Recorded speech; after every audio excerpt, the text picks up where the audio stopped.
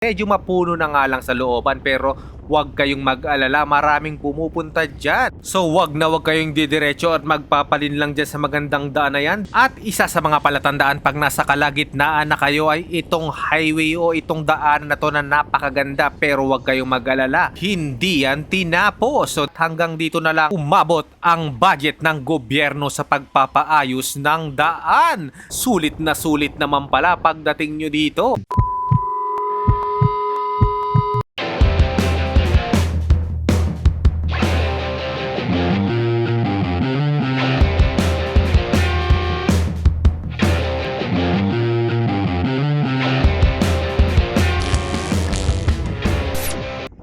Kami ay lalayas muna ni Chiki pero this time kami ay magka-camping. At ayun nga, may nakita tayo sa Facebook. Malapit lang, dito lang sa may Lian, Batangas. So bali ang layo lang namin doon ay nasa 2 oras lang. So pwede na kaysa lumayo pa tayong masyado. Mahirap na, baka biglang bumuhos ang malakas na ulan. Mayroon tayong kasamang bata. So mag-overnight lang tayo. So let's go!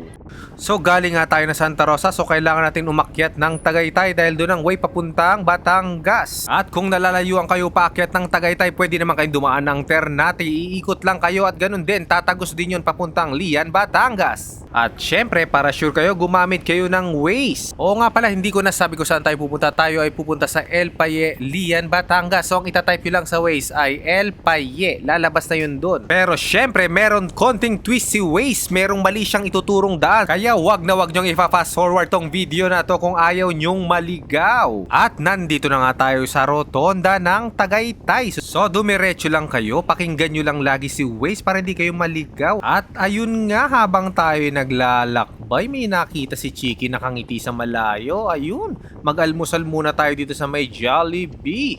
At ayun, nakalagpas na nga tayo sa Tagaytay, nakababa na tayo. Pero ito nga ang problema, dumidilim ang kalangitan. Naku, itong pinakamahirap pag magka-camping ka. Lalong-lalo pag may kasama kang bata. Pero syempre, ready tayo dyan dahil ang tent natin ay subok na subok. Ito ay ang Nature Hike Cloud Up Tree. At ito na nga, nandito na tayo sa Lian. Ang palatandaan dyan ay itong Shell dito sa may rotonda. At dalawa lang naman ang way dyan, isang kaliwa at isang kanan. Pag kumanan ka, tatagos yan papuntang Ternate. Kaya kakaliwa tayo dahil dito ang way natin papuntang Lian, Batangas, El Paye. At ito na nga, makalipas ng mga 5 kilometro siguro, ayan, kakanan tayo dito sa may kulay blue na signage na to. Huwag kayong mag-alala, alam pa rin ni Waze to. Susundin nyo lang si Waze dito at dire-diretso na to papunta sa looban. So tulad nga ng sinabi ko, ang pupuntahan natin ay El Paye Beach Camp. So pwede kang mag-camping dito o magtayo ng tent. At syempre, hindi lang naman ito ang beach camp dito, so wag kayong mag-alala, marami pang beach camp dito sa lugar na to. Pero syempre, dahil una nating nakita tong El Paye at mukhang maganda naman yung lugar, uunahin na natin tong puntahan. Wag kayong matatakot dumire-diretso dyan dahil nagsasalita pa rin si Waze dyan. So ang ibig sabihin, tama yung pinupuntahan nyo, medyo mapuno na nga lang sa looban, pero huwag kayong mag-alala, maraming pumupunta dyan. At isa sa mga palatandaan pag nasa kalagitnaan na kayo ay itong highway o itong daan na to na napakaganda, pero huwag kayong mag-alala, hindi yan tinapos. So dadaan ulit kayo sa isang maliit na rough road o maliit na daan. So idire-diretso nyo lang yan sa bandang dulo ng konti, kayo ay kakaliwa sa maliit na rough road. At saka may harang yan dyan, private property yan, pero pag dineretso mo yan, sana ay napakabilis mong makakarating dun sa pupuntahan mo sa baba. Kaya ayun, kumaliwa tayo dito at huwag kayong mag-alala, si Waze din na magsasabi sa inyong kumaliwa kayo dyan. So dire-diretso lang yan hanggang dulo. Magsasalita pa rin si Waze dyan, no worries. At ito na nga, sasabihin na ni Waze na kayo ay kumanan. May makikita naman kayo mga this way at mga signage dyan. Dahil nga hindi lang El Paye ang campsite dyan sa loob. At ito na nga, nagkaroon kami ng problema ni Waze dito. Ito na yung sinasabi ko sa inyong mahirap ng pinapakinggan lagi si Waze. So medyo hindi pa tayo ganun kalayo ay pinag-U-turn niya na tayo. Pero syempre, idediretso ko muna to. Aalamin ko muna, baka kasi nagtitrip lang si Waze. Nang papunta ang metro. Kumaliwa tapos mag-U-turn.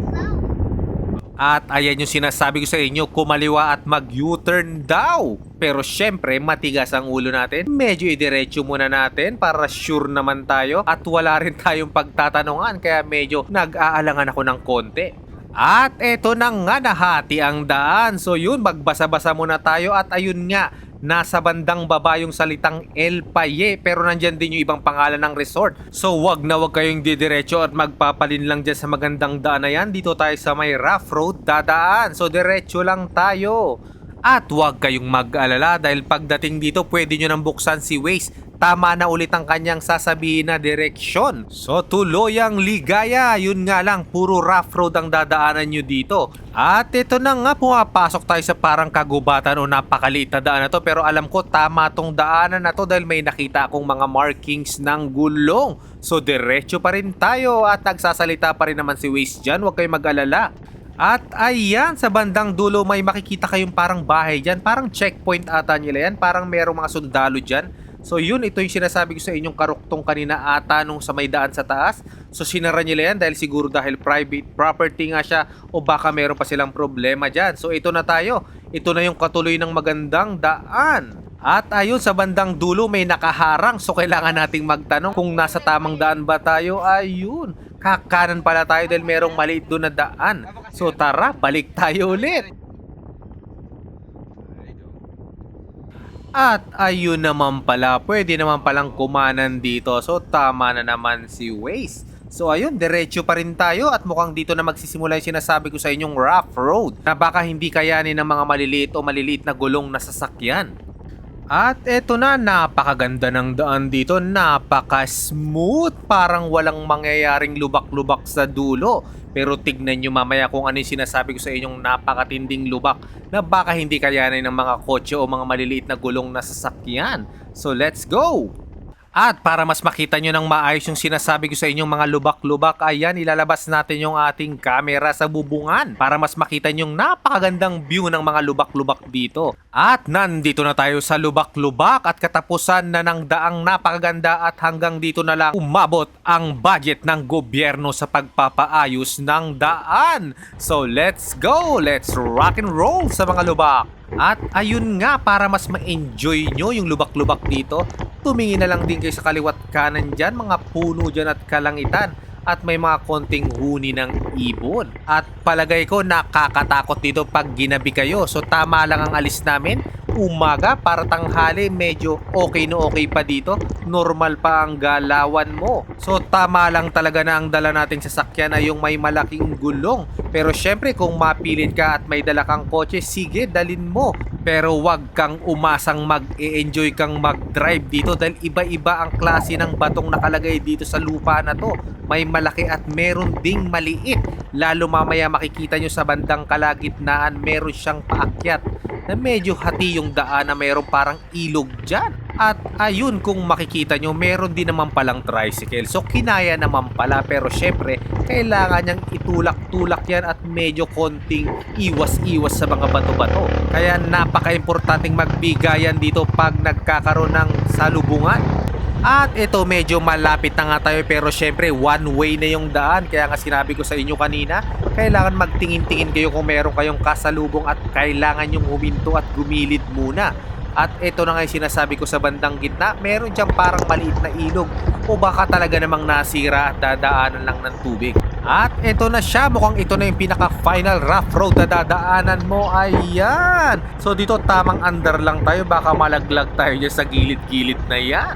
So ito na nga, nararamdaman kong malapit na tayo. At syempre, huwag kayong mag-alala, hindi pa rin tapos ang rough road dyan. Pero hindi na tulad ng ganitong malalaking bato at maliliit. Medyo smooth na lang yung daanan dyan at hindi na nakakainis. So yun, pero syempre maliit pa rin yung daanan dyan. So diretso pa rin tayo. Siguro ang estimate kong layo ng nilakbay namin galing doon sa may lubak ay umabot kami ng 10 minutes hanggang 15 minutes. Pero syempre dahil napakabagal lang namin kasi nga first time namin pumunta dito. Pero syempre para safe na rin, hindi mo na kailangan magmadali kasi nga maaga kaming pumunta dito. So yun ang pinaka-advantage pag maaga kayong umalis. Pero pag gabi, ewan ko lang kung ilang minuto ang aabutin pag pumunta kayo dito sa looban.